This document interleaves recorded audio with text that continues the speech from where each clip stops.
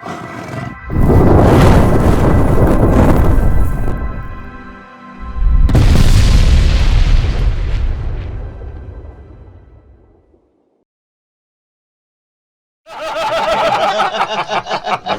is it always so funny?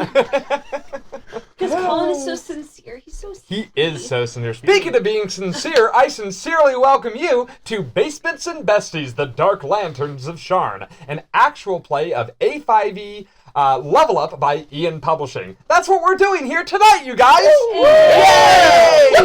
My name is William Tramp, also known as This Effin' GM, and tonight we have a wonderful game in store for you. But before we get to that wonderful game, we should probably give a word to our sponsor. We don't have one. So, if you do want to sponsor us, Mountain Dew, or anybody, let us know. You gotta be careful. We have to blur that. I was gonna say, please blur that. Claiming someone's your sponsor and not can be a crime. I just said we're not sponsored by them. Okay, good. He did. Yeah. Possible deniability. We are very much not sponsored by Mountain Dew. Okay, so, before we get started here tonight with this game, we like to begin every single one of our sessions by asking the characters a special question about themselves. So tonight's question is, when you were in the Dark Lanterns, you had to take some sort of personal, physical, PPT, physical training test. What was the event in that physical training test that your character looked forward to the most? We're going to go ahead and start with Cassie. Hi, I'm Cassie, and I play Adelaide Oleander, a human bard whose story has stepped outside her dragon-marked house. Adelaide, what she excelled in the physical training portion of training with the Dark Lanterns was basically speed, being just very quick and agile. Now, I like to imagine her getting into the 100-yard dash and just like the dragon mark glows. Yeah, basically blue and lavender streaks sort of enveloping her as she moves, essentially superhuman fast. Sonic! Do you think at any point, like, you know, if you saw another person maybe about to cross the finish line at the same time, you maybe cast that Misty Step to just finish that last bit? No, I don't think she would cheat like that. Is that cheating? It's moving. It is moving, but I think she would have seen that as unsportsmanlike. Fair. That's her. Okay, all right. Do it. Well, excellent. Okay, so let's go ahead now and move to Brock. Hey, I'm Colin. I play Brock, the bugbear berserker who finds life a little dull without an explosion every now and then. Brock's big thing was the fireman carry. Like, they had to tell him to stop. This is not an event, they would yell. Please put me down. He did not. That's wonderful. That's so good. No comments. 10 out of 10, 0 comments. All right, let's go ahead and move to Dennis. Hi, I'm Dennis. I play RJ, the Warforged Adept, who is exploring his place in humanity while being dedicated to the defense of Breland. RJ is a Warforged. They didn't have to do the physical training portion because they were built correctly, as opposed to the rest of you. Now, here's my question. He got a Is that what RJ says, or was that the official policy? Might have to ask somebody else for that one. He doesn't delineate between. I feel like this is a very convenient answer, considering none of the rest of them were around during your training to be able to verify this or not. It's very true. I love that. That's fantastic. Okay. Well, let's go ahead and move to Sarah.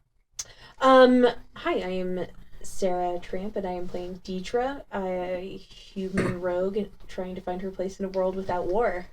Very nice. You did it. I did it. First time ever. And so Dee actually conveniently was never available for the PT test. She was always sick. She was always just left off the list for some reason. No one could really figure out why. But she did get a lot of climb training trying to get into the officer who was in charge of keeping who's next on the PT test list room and changing that and then leaving. So, because I know that your apparent Dragonmark ability functions off of I had to make a sneak attack. I imagine you like sneak up behind the guy with the clipper and all right, and next is gonna be and you just stab him and you erase your name and you run like hell. And you're like, why am I bleeding and who's next? I imagine it's more like, just like that weird, how parents used to like pinch on the back of the neck, and it's like. Psst. Plus 1d6 damage on top of that. Psychic damage. He had really bad headache. Like he would come out like, oh god. I'm sorry. I guess the Vulcan nerve pinching parents isn't a universal thing. Oh well, then you didn't have parents. You weren't. I didn't have parents. You're right. I was gonna say your parents didn't know how to discipline. I'm like, no, you probably had nice parents. You just weren't a shithead. I was as a child, so I got thumped with rings, pinched on the back of the neck, under the arms. Do you remember that clunk? Really, I kind of feel like the question. It's a sound now. It You is. can still hear it. Yeah. The question I really wonder is: were you raised Catholic? No. That explains it. That explains the whole damn thing. That happened to me all the time, but it was always at Sunday Mass. Yeah. That's what I get Church. the pinch. Your arm was like this, or like I if didn't you go were to really church. loud, my dad would reach over, wrap his arm around, and then just Clearly. pinch. The under. Were Yes! you giving Oh, the under. God. Okay, all right. We got to move on. Let's go ahead and move over Do you to have a Connor. story? We're gonna move on, as I said. Hello there. I'm Connor. I play Colton, a human warlock who made a deal with death but did not check the fine terms of the deal. Colton, real easy. Marksmanship. I knew it. Any marksmanship category. Because this is Dark Lanterns, so it is after they join the Dark Lanterns, correct? Yes, it is. Yeah, so it'd be marksmanship contest, and they'd be like, bow and arrow, and he just goes, no. And he just use his wand. Like, And they're like, fail. I just imagine like they have the Pick it target, you up. see everyone shooting it, and then Colton walks up, boom! Like the entire target just disappears. Okay. Can you at least make it look like a bow and arrow? Nah. but his marks were always perfect. Yeah. All right, wonderful. Well, hey, we forgot a step, ladies and gentlemen. Did we? What? We did. We didn't roll for the coins. No, we did. No, we did. You did? We rolled in secrets. Oh, I don't have any. I didn't hand Yeah, you that's coins. Okay, well, I needed it. No. I need Don't give him any! You don't get them. Well, I get one. He's becoming too I powerful. start off with one. Did you guys all manage to keep all of them? He's Yeah, I drunk did. with I power. got 4. Beautiful, excellent. That one You don't need to tell me what you roll. Yeah, I just we're good. I trust you. All right, so No, he doesn't. no, the fuck I do. So last session, well, the last couple of sessions really. You were in the Lantar Villa. Now you were in the Lantar Villa. You were about to you had planned on conducting a heist of some sort. Ooh, hold on. Let me start our music as we go Heist through. music? Right? No, not heist music. Oh. No. The heist is over now. The heist is over. You've done the heist portion. So it's gonna be thrumming music like dun dun dun dun dun dun. Yeah. Yeah, it's chase music. Ooh, crawling in the Pirates of the Caribbean theme. Dun, dun, dun, dun, dun, dun, dun, dun, dun. Yeah, right. That's copyrighted though. Say what? Nothing. I'm just making jokes. Okay. All right. Now here we go. All right. So you had all planned to infiltrate the Erlanter Villa, or Dragonhawk Villa, as it is known, and you walked in looking for 2 things. Your goal was to get 2 things. What were the 2 things you were looking for, Cassie? the Stone of Golorr and evidence that the Lantars were responsible for blowing up the market. Okay, that was your goal. Now, when you arrived at the Lantar Villa, you discovered something quite unfortunate. What did you discover, Sarah? That there were other groups that have already entered the house attempting to locate similar objects. Now, who was the first group that you ran into during this time? The Tarkanan. House Tarkanan. Now, House Tarkanan, for those of you who do not know at home, if you haven't been watching the show, they are a criminal organization, or at least a criminal offshoot of an organization dedicated to promoting aberrant Dragonmark members, which Sarah's character is, technically speaking, one of. Not of House Tarkanan, but an aberrant Dragonmark member. Now, when you realized that the villa was overrun by other factions, Brock, what did the group overall decide to do? We took the stone and ran. You took the stone and ran. So you came to the villa, you discovered that it was under assault, And you took the stone and ran. Now, a lot of things happened in between that, They so we're did. going to go ahead and go instead. When you guys realized that the assault was that the villa was under assault, what was your first step? What did you decide to do ultimately? I believe it was engage in melee combat with other teams. Same process as every week, in fact. It was engage in melee combat with other members of groups that were there. Yeah, you ran in and started. You ran in, kicked the door down, and decided to join the fight. Now, when you joined in, there are a number of revelations. One important revelation that you learned was that one of the members of House Arcanon is someone that somebody in your group recognized. Can you tell me about that person, Dennis? One that we recognized? Mm-hmm.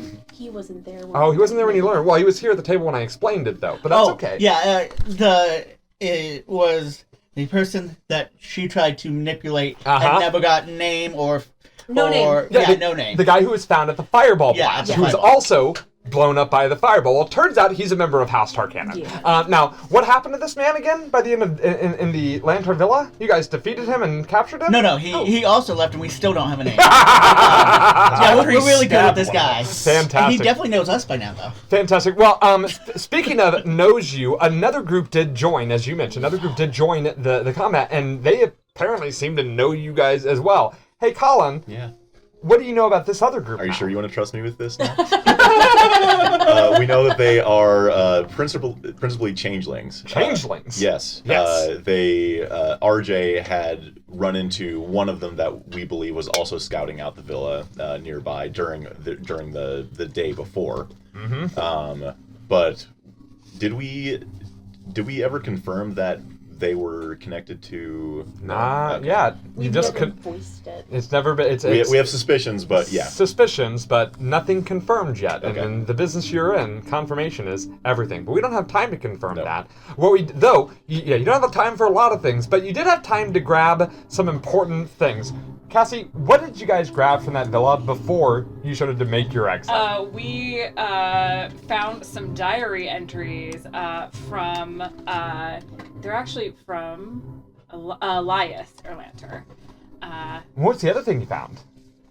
The stone. You found the stone. Yes, excellent. Now this stone has been taken by RJ, and RJ has hit the streets and started running as fast as he can. RJ was quickly joined by Deidre, then was followed by everybody else who was still standing for the most part. So we begin tonight's session with at the beginning of a chase through the city streets. As you guys, as we go through this, we're going to do another chase scene encounter.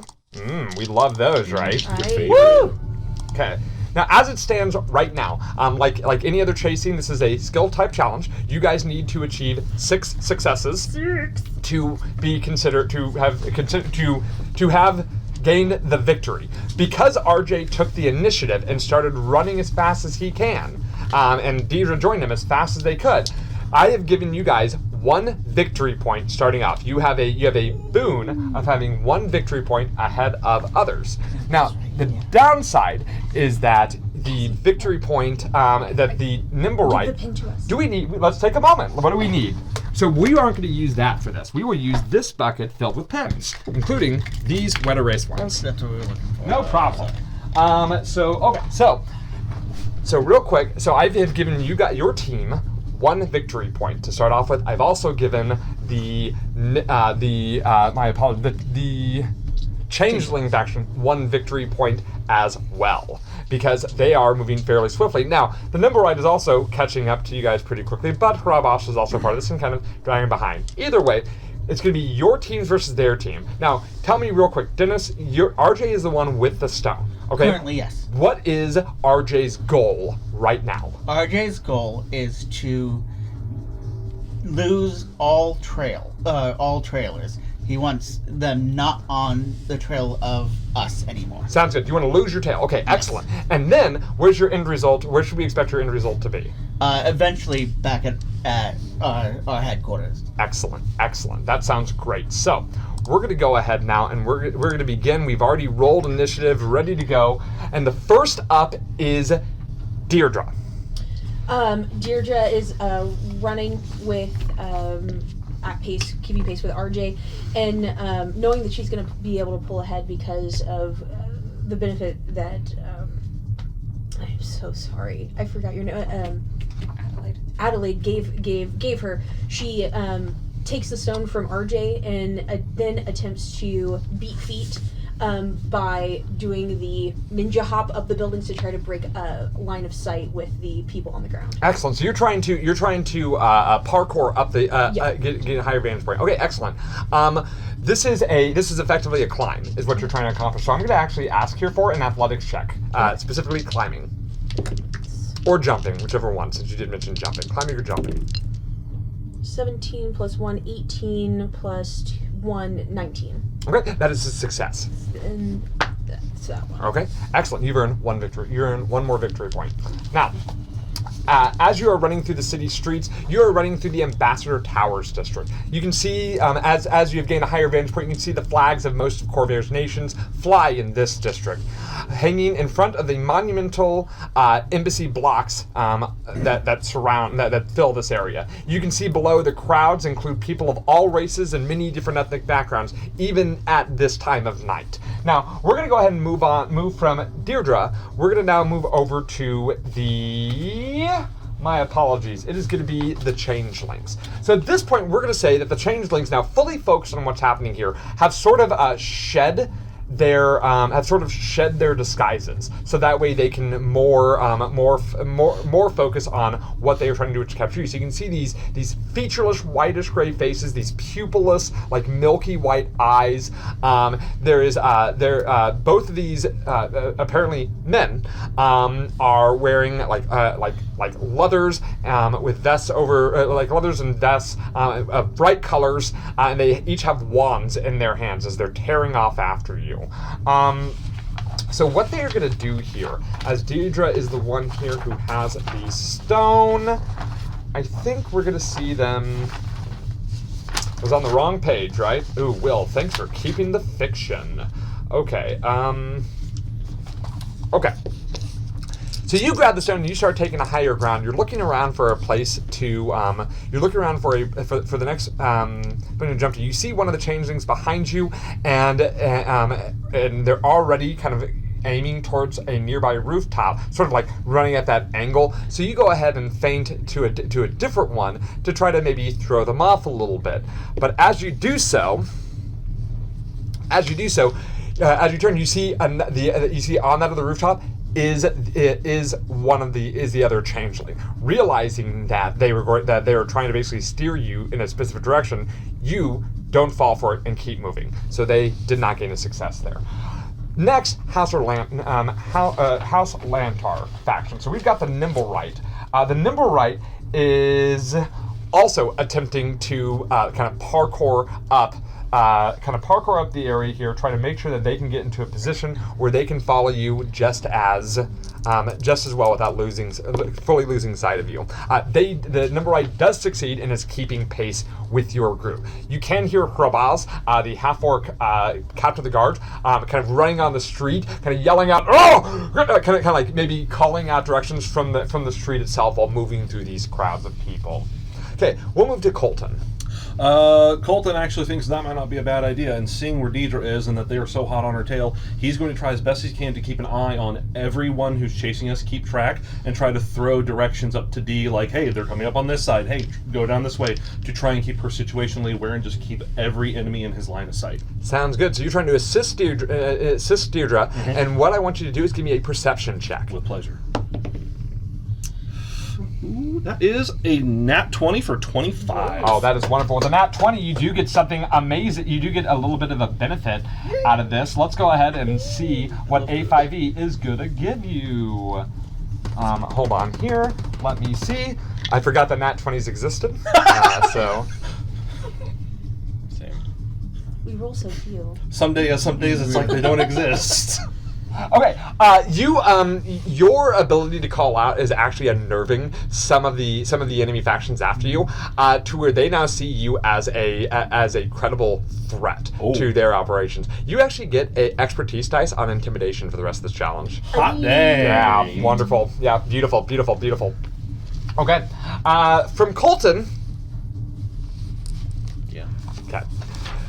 So, hold on here. 1, 2, 3, 4, 5. Oh, I'm so happy. I'm so happy. Give me 1 second. Give me 1 second. And fireball. Brock.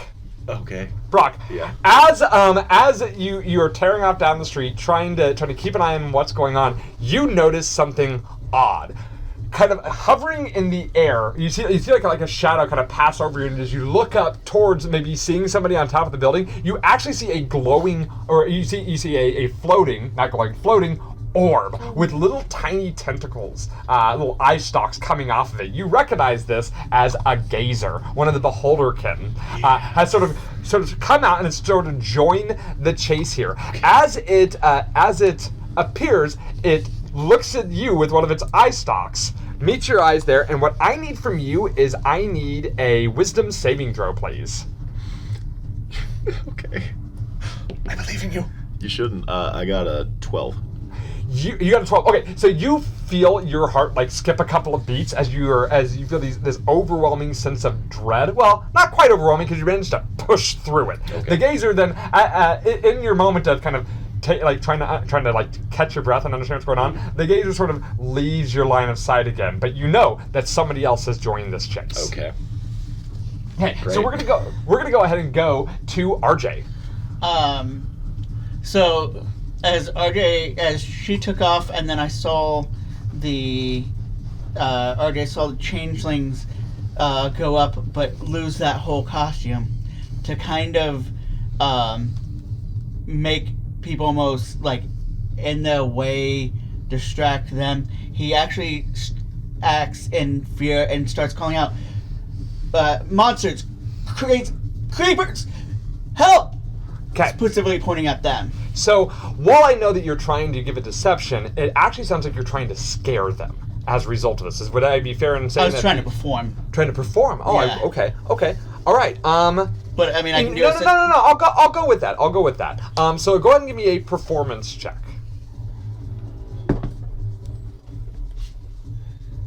Nat 2023. Okay. So you have managed to detract from which team? It was the changelings. The changelings. So you've detracted from the changelings. Okay. So as a result, they have here they are now a little bit more wary, looking around because you have given such a convincing performance. Okay. So they seem to be more on edge. All right. Excellent. Throw all the white ones in there. We're going to go ahead and we're going to move to Adelaide. So Adelaide is running up through to join, and I think she's going to look for something like a clothesline or something to sort of try and pull it in the path of the nimble right to trip him up. Ooh, okay, sounds good. So you're going to try to pull something in the path of the nimble right to try to trip them up. Yeah, like to pull a line or something. Okay. What skill were you thinking with this? I'm guessing either like Engineering. It's engineering. That's the Engineering? skill. It's Okay. engineering. Yeah, right. There's a whole skill for this. Engineering. What is that tied Intelligence. to? Intelligence. Mhm. Okay. This would be an engineering check. That's a 6. That's a 6. Okay, you do try to pull this line up, but the nimble right is too damn nimble. As you pull this trip line and try to pull this trip line over, the nimble right literally flips over you and then keeps going. Okay. So, all right. We will then move to Brock. Okay. Brock, seeing that Krabaz and his goons are a sort of credible threat to catching up to us. I kind of had a similar idea to Adelaide here, but I think his method of doing so is he's going to wait until there's kind of he sees an awning. He's actually going to fire Lucille up into that awning, and then he's going to grip it with his magnetic gauntlet and try to pull it down in the path of them and create an obstacle in the path of our pursuers. Sounds good. What skill are you thinking on this? Athletics to pull it down. For the sheer strength of trying to hitting it. Pulling a structure down. Yeah, sounds good. Okay, so go ahead and give me an athletics check. Sure. Okay. That is a 15. 15. You succeed. What does that look like? He manages to pull it down, and I don't think it doesn't land on them, but it creates such a huge plume of dust and debris that they have to slow down for a couple of moments at least to find a path around. Sounds good. Now, this is the nimble right, correct? I was thinking the other Lantars, like Krabas. Oh, Krabas. and Yeah. Because Krabas and you were both on the ground. Sure, that absolutely makes sense. Wonderful. Okay. We then will go ahead and. Oh. We entered a happy forest. Boy. Hold on. Like that, 'cause then now We won!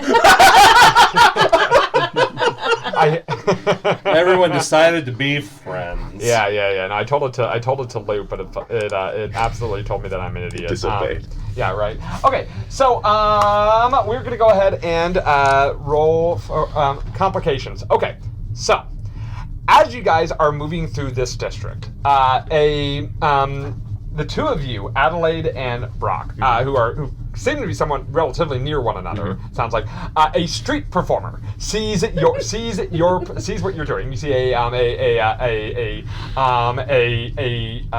mime sees what you're doing and starts joining you to mime your actions, right? Not fully understanding, and you see a crowd of people are starting to join with them. So what I need from the two of you is I need you to make how do you get this crowd away from you? What is your tactic here? Can I possibly, because I've got like that line, can I just try and play into it and perform like I'm climbing up that line? Sounds awesome. And what is your tactic to get these people away from you? Brock is just going to turn like round on this group of people and say, "Not tonight. Leave. Go home." Intimidation performance. Go. If you're running through the street, you're being assaulted. You're being assaulted by. But the citizenry. That's not a thing. I rolled a nat one. Oh no! Oh no! I rolled that one too. Oh! It's because we rolled several nat 20s already. It's a cute but furry bear. Mom, I like the bear. Oh god! Little Not children little again. hands rip and pull at your chest hair.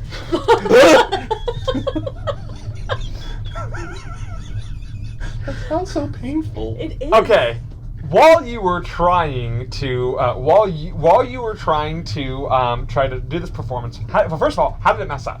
I think I tried to start climbing, but the mime was like shifted focus and like let go. So I think I fall off as I'm like mid trying to climb up this. Okay, when you fall off and you're flustered, what is one key piece of information that you did not want these people to know that you give up? I think I lose the Anna and I go back to the first disguise. Okay, so at this point you are now you. Well, No, this isn't that one. Okay. That doesn't sound.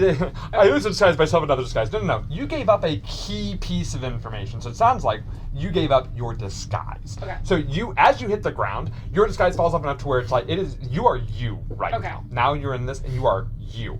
Okay. Now on the other hand. Yeah. All right. What did you? How did you screw up this? What happened? How did this fail? The specific person that he rounded on was like a city guardsman, I think. That is wonderful. Or Okay. City watch. The city watchman. Yeah. Now you still continue to try to run through the streets. The city guardsman has joined in an attempt to try to kind of stop you guys from running, but also trying to deal with this crowd. You are so shaken by the fact that the city guardsman now has his eye on you. You have disadvantage on your next roll. Okay. Whatever roll you make, you have disadvantage. You've given up your disguise. You have disadvantage on your next roll. We're gonna go ahead and go to Deirdre. So I'm running across the rooftops with the changelings in pursuit with me. The tropical area is Zindric, correct? In Eberron? The tropical island, is Zindric. Okay, so we're in Britain, the ambassador station. I am actually reach what appears to be a Zindric rooftop garden, which I presume is modeled after that.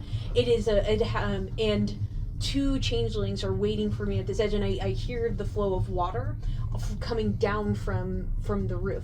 So I run and I do a slide over the edge of the waterfall in the garden and start attempting to slide down into some of the lower levels to get back onto the street floor. Well, it sounds like you're going to need to keep your balance. So what you're going to need to give me here is an acrobatics check. Okay? This will be balance. I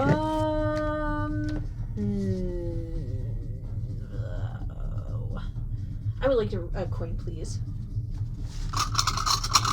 Now, did Colton's help? Does that give her? Yep, should have advantage. Oh, I do have advantage again. Still want a coin. Still want to go. Oh, that's going to be a 5 plus, if not 5 plus, that's 8. 8. No, you do not succeed. So what happens? So when I attempt to go sliding into them, I actually careen, like slip and careen right into them, and which throws me off my balance, and I kind of just tumble down this like rather than sliding. So yeah, I fall and land at the bottom. Beautiful. I need everybody to give me a passive perception check, or tell me what is your passive perception? 10. 11. 15. Oh, I'm so sorry. 14. 15. Okay, the two of you notice this. After Deirdre collides with one of them, who seems to be the taller one and speaks, you recognize them as very very tall. My apologies. The very tall woman, I believe it was. No. Pew pew. Yes. Did I get that right? She was a tall The one who kind of seemed to be leading the group. Yes. Group. Very tall. She's male person, but yeah, the very tall changeling. My apologies. Versus the shorter, stockier one. You notice that after they collide, there is a scroll that is sticking out of her back of his back pocket. There's a scroll sticking out of his back pocket. She'd be like, just some sort of missive or piece of paper. You both see this. This is there. We're gonna go ahead and move from Deirdre to the changeling. So you slam into the taller one. The shorter, stockier one it still manages to keep their feet. And what they are gonna do here is they are going to kind of figure out the best path to follow you, and kind of watching, basically trying to watch your movements, figure out the best path to follow you here. Which way you kind of like trying to like watch you, right? They do manage to succeed. They are at disadvantage. They don't manage to succeed at this. Thank you. So you are definitely giving them the slip. They're trying to understand your movements, but definitely are giving them the slip at this point. So we're going to go ahead now, and we're going to move to the Lantars. Hrabaz has been bolting down the street, sees you, and has managed to catch up to an extent due to these crowds. Hrabaz is going to attempt to muscle his way through the people to try to get to you. He's gonna physically try to start moving them out of the way to try to get to all of you. And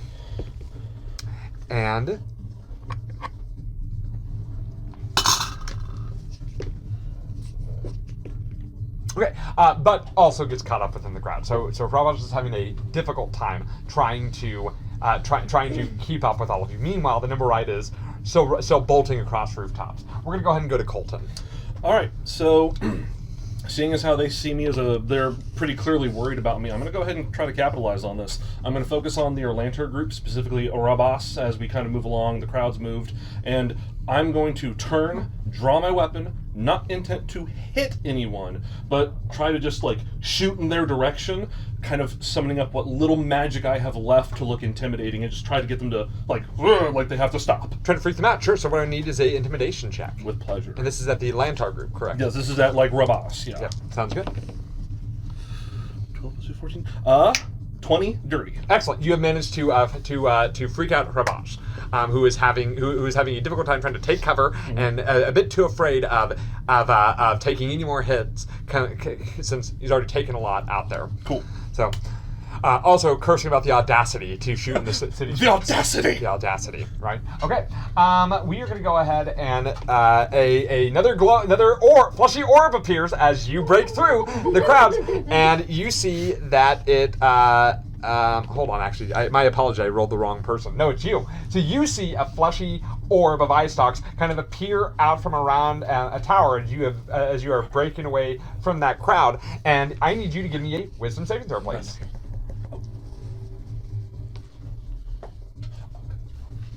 That's very 7. good track. 7. Okay, you feel your chest starting to tighten, like your heart starting to seize up a little bit, as overwhelming waves of fear cross over you. You have disadvantage on whatever you do next. Okay, so we're gonna go ahead, and then the orb flies up out of sight. We're gonna go ahead and go to RJ.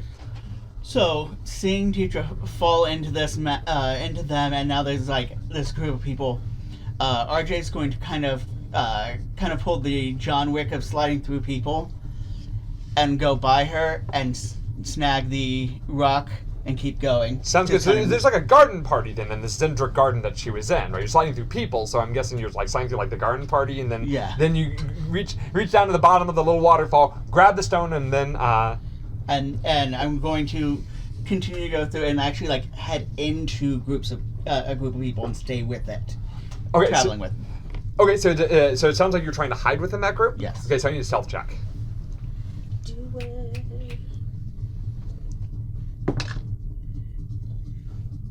Nat 20 plus 4, 24. So many nat 20s, I love it. Okay, That hold dice on. is hot tonight. But we also had 2 nat 1s in a row. And that was a success with me having the stealth. Yeah.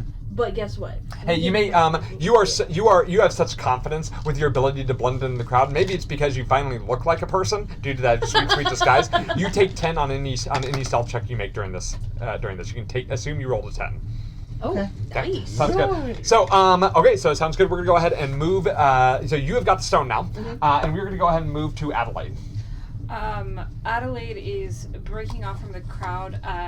Can I disguise myself as the changeling that Helias that I saw him like cut into before I ran away, to take on their form in a new disguise? It's going to take you some time to put on a new disguise, right? Unless you have the ability that can make it happen. I do still have a spell slot.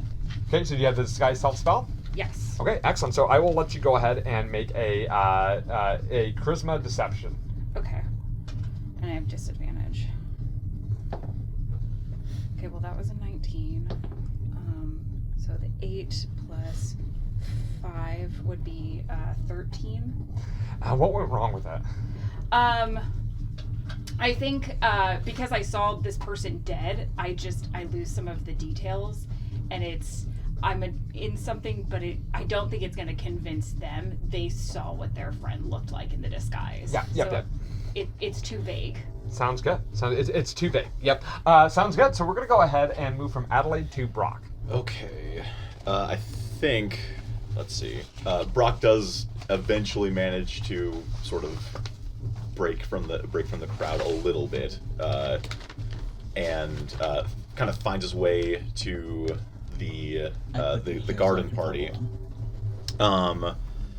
And he is going to, I think, look for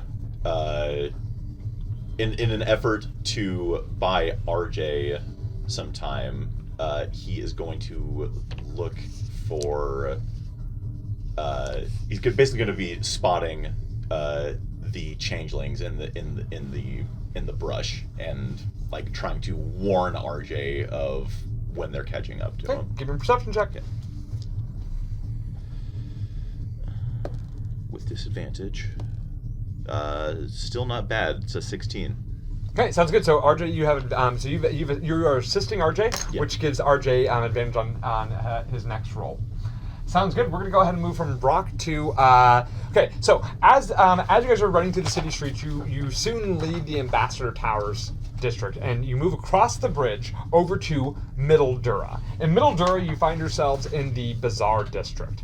The crowd and noise of this district are overwhelming. In addition to the shops and stalls, the streets are full of people offering questionable goods and questionable deals. It seems like everybody you run into has something to sell here. The Watch maintains a strong presence in the bazaar, but they are more concerned with preventing riots than in stopping the trade of illegal goods. All right. Okay, so we go ahead and get to Deidre. As we're running through, since we ran through the garden party, with Deidre's presuming that there was an uproar caused by that, and so she is going to be like attempting to wave down the guards and gesture to the changelings behind her and say, they were at the ambassador for Zendrick. They were stealing stuff from their party, in the garden party that was back there. So I'm trying to detract from them. So okay, sounds good. So you're gonna let's give a this is gonna be a let's just say persuasion check. A flat persuasion. Yep, persuasion. You're trying to convince these guards to take action against. A 10. Okay. Unfortunately, these guards seem to be a lot more focused on eating whatever baked good that they have purchased for the night rounds than they are at paying attention to some woman who's trying to scream at them while also running as fast as she can past them. So this is your attempt to detract from them is not working. Meanwhile, we get to the changelings. So the changelings have been undeterred during this time period. So they're going to go ahead and the tall one is beating feet, trying to make sure that they're keeping straight after you. But the short, stocky one appears from around a corner that you may not have been expecting. And you absolutely did not expect it. So at the very last second, you have to kind of throw yourself to the side and kind of lose a bit of second trying to just not be grabbed by one of them, and you lose precious time. They have gained one success. Okay. And now, if I'm not mistaken, you guys are both at 3-2. No, it's 3-2. 3-2. Okay, let's go ahead and use a black one. It's dying. Oh, okay. That's why we had to choose. Oh, I see. Let's use a black I one. didn't know there was a second black Yep. one. Sorry. There's a whole thing here, by the way, full of pens, just so everyone is aware in case you need them. Okay, so you still maintain the hold of the stone, but you've had to catch your breath a bit after a very close call. Meanwhile, the nimble right. The nimble right is trying to weave their way through the crowd in a way that they are basically trying to dart from open space to open space to open space, open space to open space, without basically trying to touch anybody. They're just trying to find the path of least resistance.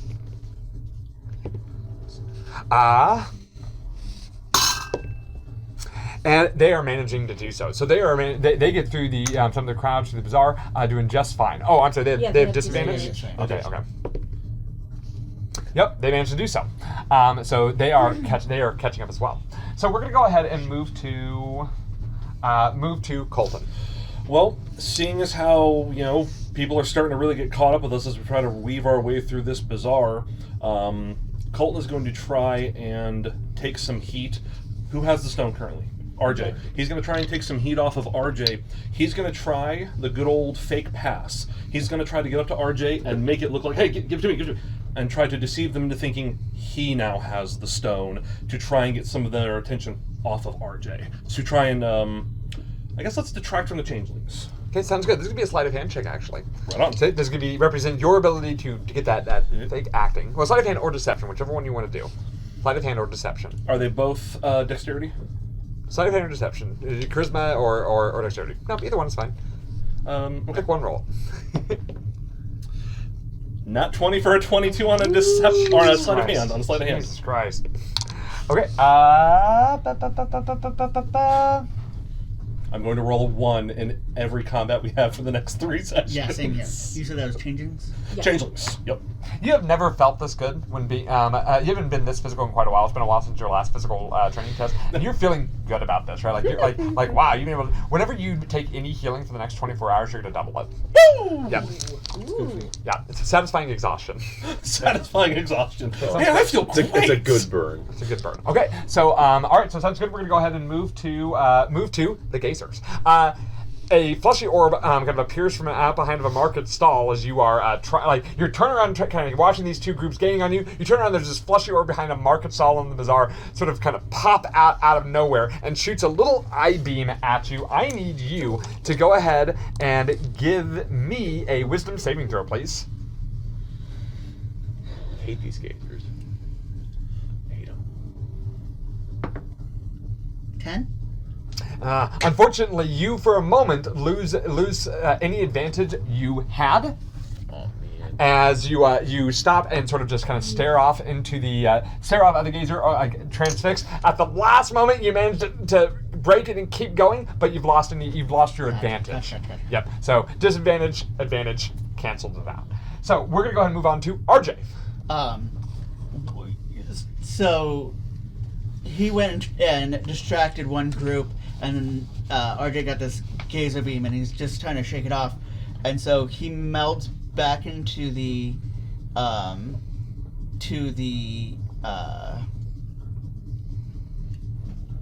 swath of people, and knowing that he's kind of out of it, he's trying to draw the other attention of the Lantern as he passes off the stone to Adelaide. So he wants eyes on him, but he passes off the stone to Adelaide. Okay, that is going to be a, let's call it performance. Okay. Yep.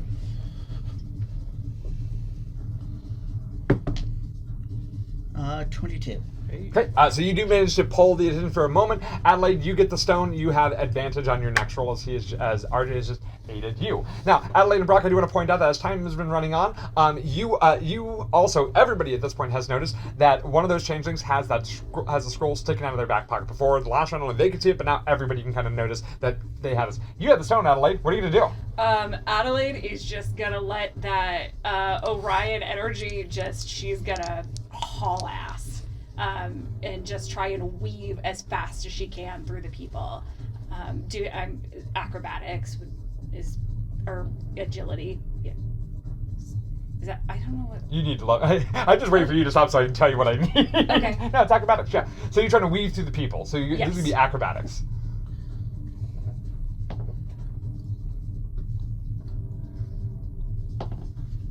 Okay, that's better. And I also get a D4.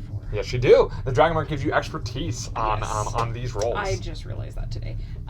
So that is 16, 17, 18. Okay, that is a success. So so you guys gain another success on the roll. Wonderful. So,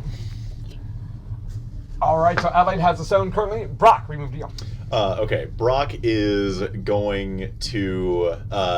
I think he gets to sort of the crest of one of the bridges between two of the towers where somebody and looks down and sees where the Nimblewright has been sort of catching up to Adelaide. He's actually going to grab a nearby market cart that's been set up.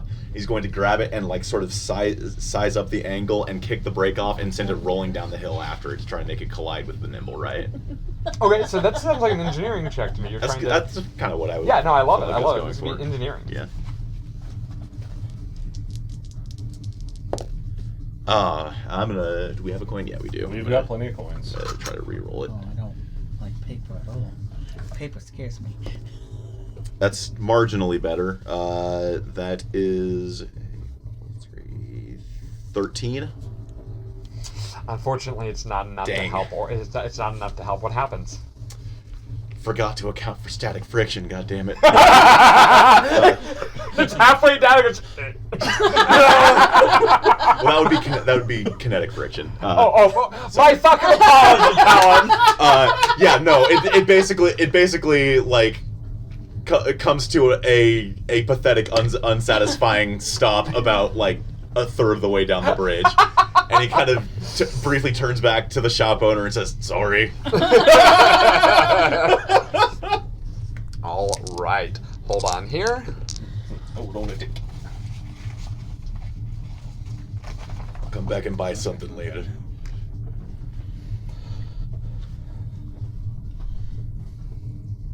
You won't. Colton, Yep. while you have been running through the streets of the bazaar, you come across a pack of dogs that are fighting over food at the edge of the bazaar. To get through the pack unimpeded, I need an acrobatics check. Now dogs. I just ran. Your character's afraid of dogs, aren't Yeah. they? Yes. We did mention he did not like dogs. Terrifying. He is I now. need that's with Terrifying. disadvantage.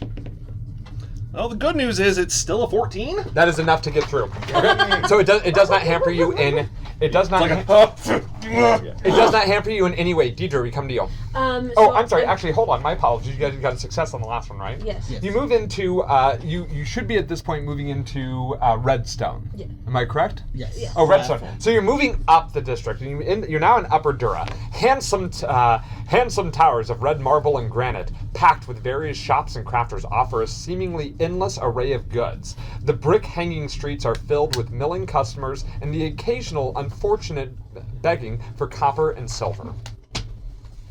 Deidre, it comes to you. As we're dashing through the district, one of the craftsmen there has been working on this very interesting device. It has kind of these wheels, but it has a board sitting on top of these wheels, and she runs and jumps onto it, and then starts basically flowing down the streets as she's approaching the tiefling. Not tiefling. Wow, the changeling in front of her. She wants to try to, as she's passing them, overtaking them, take the scroll out of the back pocket. Sleight of hand. Now I want to be clear about this. If you succeeded this, you don't get to aid or detract from anyone, but you get this. Well, this has to involve a skateboard. Of Nat some 20! So a 25. Here you go. 6. There you Nice. Do you want to take the time to read it now? Yeah, I need a nat 20. That's a joke, Sarah. You don't have the time to read it now. Like, you're gonna stop? We're in a chase. I'm flowing down the streets. Don't I get a nat 20 benefit? I'm doing that right now, but for some reason I'm trying to explain to you. Stop opening that thing. Anyway, okay.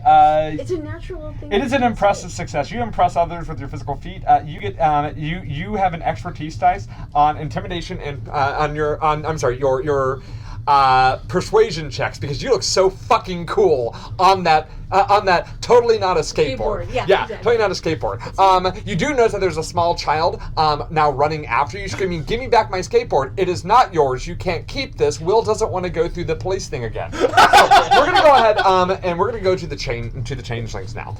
You have the stone, correct? Yes. All right. They notice your absolutely wretched disguise of one of them, and they're actually kind of insulted by this. So what's gonna happen here is that the taller one is going to the taller one here is basically trying to size you up in such a way to kind of like understand kind of what you basically trying to understand you. So it's really focused on you, trying to understand you, your motions, and kind of get the idea of where you're going to move it next.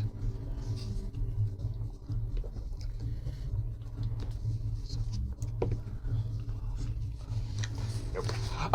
But unfortunately, she's having a hard. He is having a hard time doing so. So we're gonna go ahead and move from them to Hrabaj. Hrabaj is now yet again finding himself in the middle of another crowd, and he's yelling at the top of his lungs, trying to get people to. I'm sorry, no. We're now in the red district. He is. Oh shoot. He's pulled out a heavy crossbow, and he's taking shots, not at you necessarily, but shots to like kind of guide you in a specific direction. He's trying to intimidate you into going a specific way. So we're gonna go ahead and have him roll this. And he does not succeed in his endeavors. We're gonna go to Colton. All right, so Colton is going to. Deidre pulled off that slick move on the changelings, and he's going to try and add insult to injury by trying to slow them down again. He is just going to kind of get up to them, not right next to them, but close enough that he can kind of yell at them, and he's just going to try and be like, "Hey, you catch up. We're going to have some big problems," and just get this nastiest look on his face, trying to just freak them out and be like, "Oh." All right, using your dark energy and also the fact that you just you impress them before. Yes. With you're going to use that presence now. Go and give me an intimidation check. I love it. I love Pleasure. it. Well, not a nat 20, but it is still a 22. It is a 22.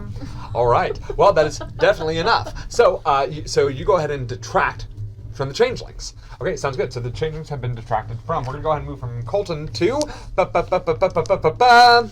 a fleshy orb. Colton appears in your path as you're feeling self-satisfied with your intimidating presence, and this gazer kind of gives you a big quivering lip.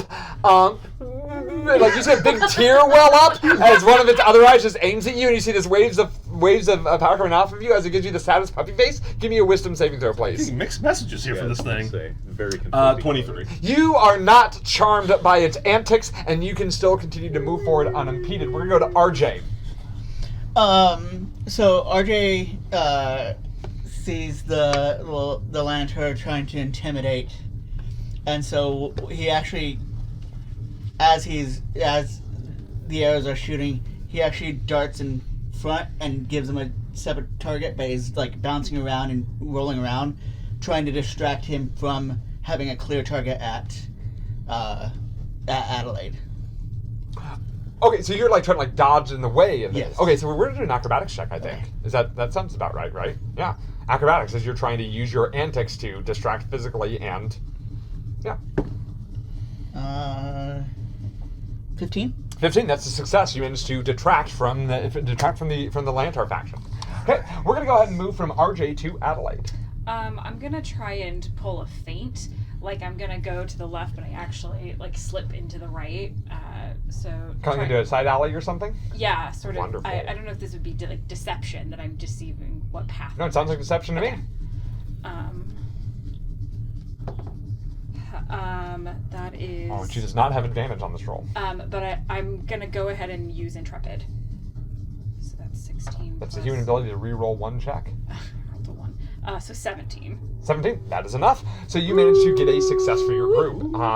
You dart down the side alley, take yourself to move beyond into another district. We're going to go ahead and one thing I want to mention, RJ, that while you were kind of doing your acrobatic feints, and he's just moving like kind of like jerking, Ramos is like jerking around, trying to keep an eye on you. You do notice that slipping out of his coat pocket, you can see like as his coat like kind of flies open a little bit. You can see there is some sort of like sealed like envelope on his person. Okay. Okay, so we're gonna go ahead and go to Brock. Okay. Only RJ noticed that, correct? The- Yeah. For this round, only RJ has Okay. noticed. Okay. So this isn't. I know the floating fleshy orb isn't really one of the groups here, but is there any way I could like try to climb up a drain pipe and like kind of get in front of this thing and like corral it away from the rest of the group so that it's not interfering with them? Sure, sounds good. So go and give me an athletics check to try to get the vantage point high enough to be able to see this thing. Okay. Because you said you're climbing up a drain pipe, correct? Yeah. Yeah, that's good. It's a total of 20. This is about the time that you notice that there's actually about 4 of them. Oh! But you managed This to get a explains high a enough lot. vantage point to where you can start shouting out warnings. So for the next round, they have no effect. Sweet. Okay, so yeah. So we're gonna go ahead, and by the way, I want to point out that you recognize these things because you saw them watching the Lantar Villa when you guys were doing your Yep. All right, so we're gonna go ahead and motherfuckers. we are not a kid-friendly show. Sorry, Grant. Sorry, John, if your kids are watching. Sorry. I list our videos as not made for kids. Okay. Deidre. Oh, I. Deidre. Your path has taken you to an unrecognizable portion of this district. I need you to give me a wisdom saving throw. Oh, I actually don't know what it was. That's right. Oh. Okay. Wisdom saving throw. 16. Okay, you managed to you managed to not let the unknown and feelings of loss get to you. You find your bearings. You manage to find your path back to with the rest of them by the time that they hit the Clifftop district. The towers of this district are drab gray granite, but the crowds that fill the streets are quite colorful. People of all races and cultures can be seen. You see an Ondarian wizard comparing notes to the Kalashar monk in the shade of a tavern, while across the street a Lazar privateer and a Valinar elf are comparing blades. Clifftop is a fairly dingy district, but it attracts an interesting crowd. You guys are on the home stretch. And you've made a lot of ground against the people that are trying to chase you. Let's see if you can finish this up. Deidre, comes to you.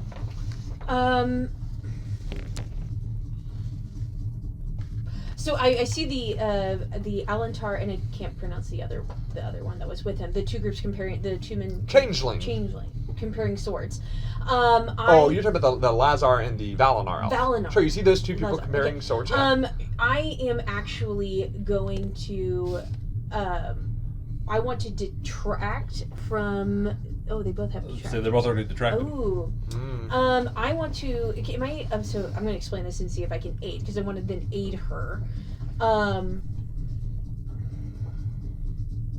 seeing that they're fighting men, like I ram through them and drawing their attention, and then I point out to Adelaide. I said, "It's D'Angelo in distress. She needs your help from her pursuers." Okay, so you're trying to convince these two fighting men to test their new blades to protect a damsel in distress. Give me a performance check. Sweet. Was it persuasion? You're putting on a show here. Charisma performance. Charisma performance. Yeah. 13 plus 2, 15 plus 1. No, 15, sorry. That's a success. So you managed to get these two guys go. These two guys goes. We have got you. The latter goes. We have got you, lady. And the Valinar just kind of veils himself and pulls and puts away the blade that he was showing off and pulls out a double blade scimitar, and everyone starts to freak the fuck out and run. As they go to put themselves between you and your pursuers. That was great. The changelings who see this problem. And by the way, at this point now, as you're entering the crowd, everybody can see that Hrabaz has that note now sticking out of his pocket. By the way, the changelings are still pursuing Adelaide. You notice that the taller thin one is like kind of stops and is like frantically trying to explain himself to the two warrior men.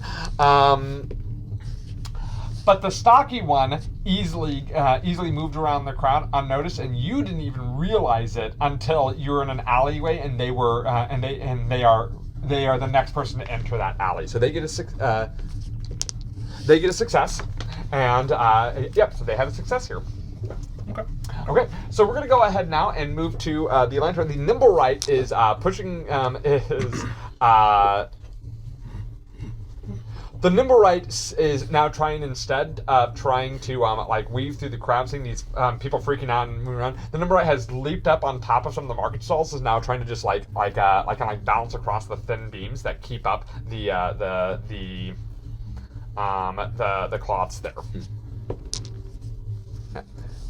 Do they? Oh, yeah. Okay, thank you. Sorry. No, you're good. And is managing to succeed in keeping up. Hrabaz, on the other hand, is going, "What the fuck?" as a Lazar pirate is like slashing a blade at him. He's like, "What the fuck is this?" We're gonna go ahead and go to Colton. He's going, Colton's going to try and go, "Excuse me," and try to grab that note right out of his pocket. Sounds good. That's going to be a sleight of hand. You will not add or detract to anybody, but you will get this note if you succeed. Or you could take what's in the box. Or you can take what's in the box. 15. Yeah, buddy. We're gonna go ahead and go to the gazers, who as one of the gazers starts to pop up right behind Colton there, you hear a shout from Brock, who yells? It's a gazer! Oh, damn it! And the gazer goes and starts to move away as the Valimar is spinning with his blades and cuts the gazer in half. Oh no!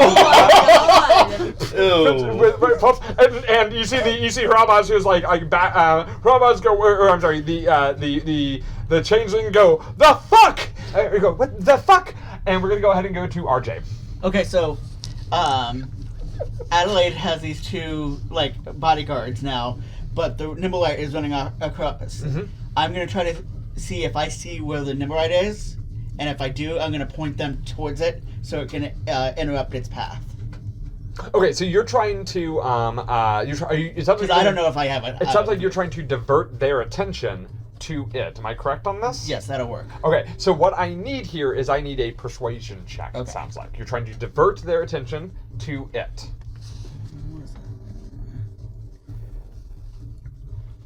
By chance, you said one of them was on Valinor, right? Mm-hmm. Which means they are not from this region, right? Correct. So I get neither one of them are from this region. So I get a plus 1d4 to this. Yeah! All right! Exile. Exile! Yeah, there you go. Yeah. 2 outsiders. You know how to speak their talk. 17? I like to. I have an idea, but how do you succeed? But I have an idea. But how do you succeed? 2 outsiders, right? So, yeah. 2 people. So as we're going, I'm like, what the fuck is that? what the fuck are you? Okay, there's a lot of weird shit. Let's get that, and then we'll talk later. Yeah, the Valorant are, I like to mention, like, kind of with that same soldier, because they're from two different warrior cultures, right? Like, sort of like snap, like join you in recognizing the threat, and then instead move to intercept them. Yeah. Meanwhile, Adelaide, you are away from this. You're in an alleyway being chased by one of these changelings now, although you're pretty sure that the Nimblewright may be on its way soon. What do you do? Adelaide is going to She has you have advantage. You've been holding it up at me, so I'm just saying, like, hold it up. Oh, sorry. Yeah, so she does. Yeah. So We don't have to Adelaide give it to her. Saying, like, hold it. sort of remembering her training with Valence and him telling her, like, how to use her speed and always think of a way out. I think she's going to try, and as fast as she can, she's going to get out of this alleyway, and I think if there's, like, a passing cart, she's going to, like, try and basically hitch a ride. Yeah, like a sky coach, right? Like yeah, this sounds like a great way. Let's see if you end this, right? Because this is the last success you need. Okay. So, And you have is this advantage. acrobatics? Acrobatics, yeah. Let's see if you can grab on a moving. I'm going to say sky coach, because I think that sounds much more awesome. Okay. We also have coins. 14, 15, 16, 17. How does she end this? How does this end? So I think it's she runs and basically jumps and tumbles onto a sky coach and looks at the driver. It's quite a busy evening, don't you think? The nice couple who is going to enjoy a secluded view of the top of the city kind of like looks at you like, oh! And this guy, the coachman goes, And I'm like leaning on the rails, just like, this is normal. this guy coachman also sees this as normal and says, 2 silver, please. and at that point, she's gotten away. The time goes by. The tails continue to try to find her, but at this point, you see Adelaide on this sky coach, kind of moving off into the sunset. So you feel that she's gone away. So maybe you take some circuitous routes, but eventually, you all find yourselves back at White Stag Manor in your living room, and you're all plopped down in your chairs and couches, feeling the exhaustion of the day's events. But you know that you have made it. You have all leveled up. Yeah! All right. We're going to go ahead and let's take a quick break. And then we're going to go ahead and come back and we're going to do some leveling up. Okay. Okay, we are back from break. We are going to go ahead and level up our characters on camera. So we're going to go ahead and start this with Dennis. Now, Dennis, RJ was what again for class? He's an adept. Which is the A5e equivalent of the monk, Yes. right? Yeah, excellent. Now, you've had 3 levels of adept. Where are you taking your 4th level? I'm going to do a 4th level of adept. Smart, very smart. Okay, yeah, got to chase that extra attack, right? Right. Yeah, all right. So at 4th level, your damage doesn't increase. Oh, I'm sorry, your hit points do, though, right? Yes. It's a D8 hit dice, right? Yep. All right, so go ahead and roll those hit dice. Let's see what you get. 5. 5 is good. So, all right. Same thing. Sounds good. So I allow them to take the average or roll. So, but whatever you decide, you got to stick with. But hey, 5's great. Okay, so you also gained an ability score improvement, which you could also use for a feat. So you're going to be grabbing that sweet lucky feat, or what are you doing? No. Although there's some great feats, I'm going to go with the ability score update. I'm going to go with my wisdom. Is this modeling real life because you're turning 40? I mean, it's better than 30. But also because of... Take that, 30-year-olds! It's also because RJ's whole chapter has been about perception and insight and kind of understanding the enemies. Yeah, absolutely. Absolutely. Okay, so you've also learned a new technique. I have. The only damage I took since I've joined is falling. Okay. So I'm taking slow fall. Oh, absolutely. That's super smart. Reduce some of that damage whenever you fall. By 5 times my level, which is going to be 20 damage. Beautiful. That should eat a lot of it.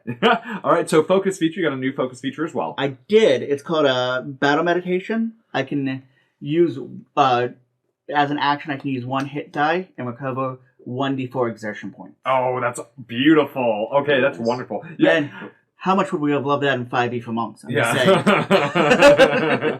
Now, speaking of exertion, you also gained 1 bonus exertion. I did. And that's great. That's fantastic. You also gained another maneuver known, and you now have access to 2nd level maneuvers. And I did take a 2nd level one. What'd you take? I took Take Weapon, which lets me do 2 exertions if I'm in a melee setting, and literally makes them drop the weapon, and I catch it. Oh, that's I beautiful. can then, if I choose, exert 2 more and attack immediately with it. That may not get used too much because of how many points that is all at once, but I mean, getting weapons out of people's hands is important. So what you're saying is I need to be very careful about putting up the enemy who has the +3 Sword of Chaos against all of you, because then you're just going to turn around and swing at them with it. Oh no, I'm going to take it and give it to Brock. Oh. Here, new toy. Speaking of new toys, we're going to go ahead and move on to the next character to level up. We're going to be heading towards Connor. Connor, you are currently a 3rd level warlock. Am I correct? Excuse me. Pact of the Undead Warlock. Beautiful. What are you taking your 4th level on? Warlock, baby. Oh, sounds awesome. That's a D8 hit dice as well, if I'm It not is. mistaken. Are you going to roll, or are you going to take average? I'm going to let fate decide. All right, fate decide. Fate decide. I Fate love this decide. group. 7! Oh, beautiful, beautiful, Yay! beautiful. Yay! Or as barbarians like to call it, basically average. As someone who's played a barbarian, I wouldn't know I relate to anything that. Okay, now at level 4, you get a few abilities as well. Yeah. You also get an ability score increase, which you can use on an ability score increase or on a feat. What are you going to use yours on? Well, I'm a caster, and I want my casting stat to be as strong as it can, so 2 points in wisdom. Because, here's the interesting thing about the Warlock and A5e level up is it doesn't have to be tied to Charisma. It can also be tied to Wisdom or Intelligence, which, by the way, for those of you playing 5e Warlocks, you should convince your DM to let you do this because it's not really that unbalanced. The 5e designers have said so. Anyway, so let's go ahead and talk about what else you get. You also get a new Invocation of the Courts. What is that? Tell me about that. So, Invocation of the Courts is I get a free Warlock Eldritch Invocation, but it must be from a specific list based on more social interactions. Okay. I am going to choose Court of the Outer Realms. Okay, and what benefit does this grant you? I choose a creature type from Aberration, Celestial, Elemental, Fey, Fiend, or Undead. I will choose Undead. You are familiar with the intricacies and of society and politics among those creatures. That's the And flavor text, but what's the benefit? I get advantage on any rolls to interact with a creature of that type. Oh, beautiful. So you are a speaker to the undead. And, as a bonus, I can take proficiency in one of several skills. I'm going to choose Arcana. So I'm now proficient in Arcana. Ah, beautiful. So now you actually understand the magic that's confusing you. Wonderful. Okay. Now you've also learned a new cantrip. Mm-hmm. What cantrip have you chosen? Shoot. That is the one thing I hadn't decided yet. I will... Well, we'll pass on that then. What you've also learned a new spell known. Yes. And you can choose still up to 2nd level. What spell have you chosen? I think I'm gonna go with Grabby grab. No, there's shatter. It's like shattered glass barrage, shatter orb, It's Shatter Barrage. shatter barrage. It's a new spell. It's a new spell from A5e. Yeah. I'm actually familiar with that spell. It is a decent one. Well, you gained 2 more spell points. Yes. So you're now at 8 spell points. Let's see. You know new secrets, but you did learn a new invocation. No, you did not learn a new invocation. I get a free one this level, so I don't You get the free one, so that is that. Okay, so that is your character in a nutshell. Wonderful. Okay, well, we're going to go ahead and move over to Deidre. So Deidre, so Sarah, you are leveling up Deidre. Deidre is at this point a rogue. 3 levels in rogue, if I'm not mistaken, correct? Yes. Okay, excellent. What will you be taking your 4th level on? Rogue. Oh, wonderful. Now that's a D8 hit dice. You're going to be rolling? You're Rolling. taking the, yeah, you always roll. I Why always am I even going to asking? Ah, only a 3 though. Only Wait, a- I rolled the wrong die. Wait, no, I did roll the wrong die. Damn it! Dang It it! was a 3. All right, so we're going to go ahead and That was let's a take roll. so not the best amount of hit points, unfortunately, but hey, you know what? Them's the rub. Hey, I got max the last 2 times, so. Hey, now you gain 2 abilities, or you gain a few abilities at this level. First, you gain an ability called, first you get the ability score increase. You can either use this to bump up an ability score by 2, or you can take a feat. Bumping dex by 2. You're bumping dex by 2. Excellent. Wonderful choice, wonderful choice. Classic rogue move. Rogie. Okay, so we're going to go ahead and head to your ability called Innocent Facade. What is, in a nutshell, what is that? Basically, it's just an added a thing that I can do, like an added That's skill too that I vague. have. Oh, I'm sorry. That's too vague. An added thing I can do. You get to choose between Cipher, Distraction, Veiled Threat, and Social Expertise. Yeah, I chose Cipher. Cipher. And Cipher does what for you? Essentially, I am able to get a cipher and teach other people how to read a cipher that I have made. I also have the ability to read him in messages and find text in them. You gain expertise in deception checks. That's Yeah. the first thing it says, which I think is pretty neat. And also, your investigation checks involving ciphers can be made with advantage? Yes. Oh, that's beautiful. And I also have a cipher already made. Very Thanks nice. for a previous gift. So now you guys have this cipher. Yay! I meant to give to you on a different game. That's why it says Rima's cipher and not Deidre's cipher. Oh. now your current sneak attack doesn't raise. Yeah. You don't learn any new tricks, but you do learn a new first level maneuver. Yeah, What- anticipate spell. Ooh, what does that do? Basically, anyone that's casting a spell within 5 feet of me, I get an opportunity attack or a sleight of hand check against them, which that if I hit will probably negate their damn spell. Oh, it does, seriously? No, I'm saying they would have to roll a concentration check to keep the spell. What if you do sleight of hand though? What does that? I'm mainly talking about the opportunity attack. It doesn't give me any other information other than It says you may make a sleight of hand, but it doesn't tell you anything else about it. against the person. I was in the process of copying it over. So What's the ability called? Focus. anticipate spell. Need that focus now? Yeah. It is under a mist and shade maneuvers. Wonderful. And I gotta go to the next page. Until the start of your next turn, when you see a creature within 5 feet of you cast a spell, you can use your reaction to make either an opportunity attack or sleight of hand check against it. That's it. That's all it says. And I'm assuming that it's to break up their concentration. Yeah, that's actually that. I think we managed to stumble upon a glitch. They did not explain what it does. So until the start of your next turn, when you see this creature 5 feet of you cast a spell, you use your reaction to make either an opportunity attack or a sleight of hand check against it. Oh no! It doesn't say any. No, that is the ability. Yeah. No, so what it is it's you make an opportunity attack, do some damage, and maybe if it's concentration, they'll lose the spell. Mm-hmm. But that's maybe not. But you get a free attack, or you can do a sleight of hand to steal something from them. Right. The sleight of hand won't have any effect on the spell. You just take advantage of the fact that they aren't paying attention. So cool. Okay, that is interesting. Okay, so and we are gonna go. Okay, wonderful. Well, that is all your character gets, if I'm not mistaken. Yeah. Wonderful. So we're gonna go ahead now and move on to we're gonna move on to you first. Okay. Okay. So Cassie, Adelaide has taken 3 levels in what class? Bard. Okay, and what is she going to spend her 4th level on? Bard. All right, that's a D8 hit dice. We have a lot of D8 hit dice. Are you going to be rolling or taking the average? I always take the Boo! Okay, you gain 5 hit points plus Constitution. She's not a Darkwing Duck. Okay. Now, at level 4, you get, surprise, surprise, you gain an ability score increase. Are you going to spend that on a feat or an ability score? I'm going to take a feat. Ooh, what feat are you taking? So I think I'm going to take telekinetic. Telekinetic. Now, that is from Tasha's Cauldron of Everything. Yes. Now, by the way, a 5e level up is compatible with 5th edition Dungeons & Dragons. So my rule is, within certain limits, you can take from any source. So what does telekinetic do? So I'm going to get a small bump to my charisma, and then I learn Mage Hand, which I can cast without verbal or somatic components, and I can make it invisible. Sweet. And then also as a bonus action, I can try to telekinetically shove one creature I can see within 30 feet. And they have to make a saving throw, or they can elect to.